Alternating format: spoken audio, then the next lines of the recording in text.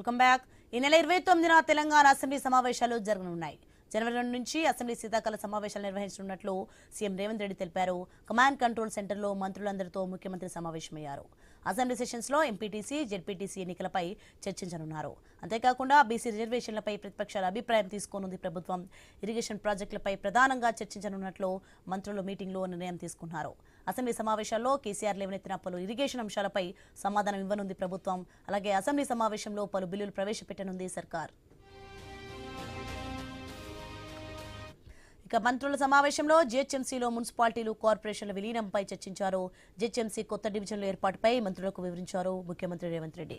పంచాయతీ ఎన్నికల్లో ప్రభుత్వానికి ప్రజల నుంచి పూర్తి మద్దతు లభించిందని, కొన్ని పంచాయతీ ఎన్నికల్లో ఎమ్మెల్యేలు కొన్ని పొరపాట్లు చేశారని తెలిపారు సీఎం. మళ్లీ జెడ్పీటీసీ, ఎంపీటీసీ ఎన్నికల్లో ఎలాంటి పొరపాట్లు లేకుండా జిల్లా ఇన్ఛార్జి మంత్రులు బాధ్యత వహించాలన్నారు ముఖ్యమంత్రి.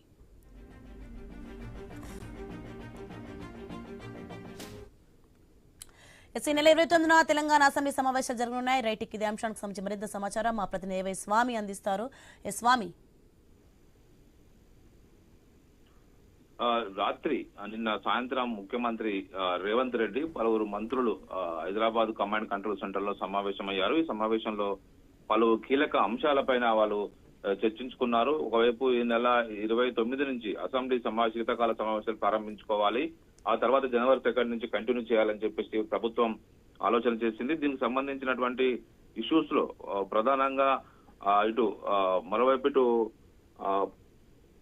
పార్టీకి వైపు పార్టీ జరిగినటువంటి పార్టీలో ఎంపీటీసీ, జెడ్పీటీసీ ఎలక్షన్స్ ఇష్యూ కావచ్చు, మరోవైపు పంచాయతీ ఎలక్షన్స్ ఇష్యూలో వాళ్ళంతా కూడా వైపు చర్చించుకొని ఏ విధంగా పోతే బాగుంటుంది. పంచాయతీ ఎలక్షన్స్ లో బాగా పెర్ఫార్మెన్స్ చేశారు కాబట్టి మరోవైపు రానున్న రోజుల్లో ఎలాంటి పొరపాట్లకు ఆస్కారం ఇవ్వకుండా జాగ్రత్తగా పనిచేసుకోవాలని చెప్పేసి ముఖ్యమంత్రి రేవంత్ రెడ్డి మంత్రులకు వివరించినట్టుగా తెలుస్తుంది. ఇందులో ప్రధానంగా ఈ అసెంబ్లీ సమావేశాల్లో 2-3 కీలక అంశాలతోని చర్చించాలని చెప్పేసి ముఖ్యమంత్రి భావించినట్టుగా తెలుస్తుంది. ప్రధానంగా బీసీ రిజర్వేషన్ సంబంధించిన ఇష్యూస్ లో అన్ని పార్టీల అభిప్రాయం తీసుకోవాలి. ఇప్పుడు ఎంపీటీసీ, జెడ్పీటీసీ ఎలక్షన్స్ పార్టీ గుర్తుల మీద జరుగుతాయి కాబట్టి అన్ని పార్టీల అభిప్రాయాలు తీసుకొని 42% రిజర్వేషన్ అనేది ఏ విధంగా వెసులుబాటు అవుతుంది, వాటిని ఏ విధంగా పార్టీల పరంగా ఏం చేయాలని చెప్పేసి కూడా అసెంబ్లీ వేదికగా చర్చించబోతున్నారు.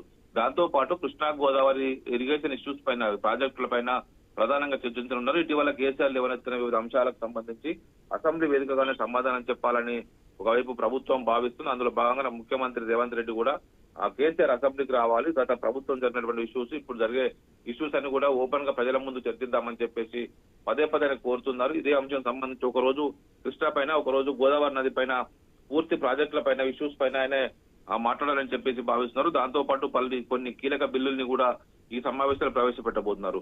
మరోవైపు జీహెచ్ఎంసీ పరిధిలో ఉన్నటువంటి 27 మున్సిపాలిటీలు, ఒకవైపు 11 కార్పొరేషన్లను అన్నింటినీ కూడా ఇప్పుడు జీహెచ్ఎంసీలో విలీనం చేశారు కాబట్టి 300 కొత్త వార్డులను ఏర్పాటు చేశారు. దీనికి సంబంధించిన ఇష్యూస్ లో ఏ విధంగా ముందుకెళ్లామని చెప్పేసి కూడా సీఎం మంత్రుల అభిప్రాయాలు కోరినట్టుగా తెలుస్తుంది. వీలైతే హైదరాబాద్ నగరాన్ని 3 కార్పొరేషన్లుగా విభజించాలి. హైదరాబాదు, సైబరాబాదు, సికింద్రాబాదు ఈ 3 కార్పొరేషన్ గా విభజించాలనే ఒక ఆలోచన ప్రభుత్వానికి ఉన్నట్టు మంత్రులతోని సీఎం చెప్పినట్టుగా తెలుస్తుంది. ఇలా అనేక రకాల ఇష్యూస్ ని ఈ సమావేశాల్లో అయితే మాట్లాడుకున్నారు. ప్రధానంగా లోకల్ బాడీ త్వరలో జరిగేటువంటి ఎంపీటీసీ, జెడ్పీటీసీ ఎలక్షన్స్ సంబంధించి సర్పంచ్ ఎలక్షన్స్ మాదిరిగా ఇక్కడ ఎలాంటి మిస్టేక్ చేయదు, ఆయా జిల్లా ఇన్ఛార్జి మంత్రులు పూర్తిగా బాధ్యత తీసుకొని గెలుపు కోసం పనిచేయాలి, మీరంతా కలిసికట్టుగా ఉండాలి, ప్రభుత్వానికి ప్రజల్లో ఉన్న ఆదరణను కాపాడాలని చెప్పేసి కోరినట్టుగా తెలుస్తుంది.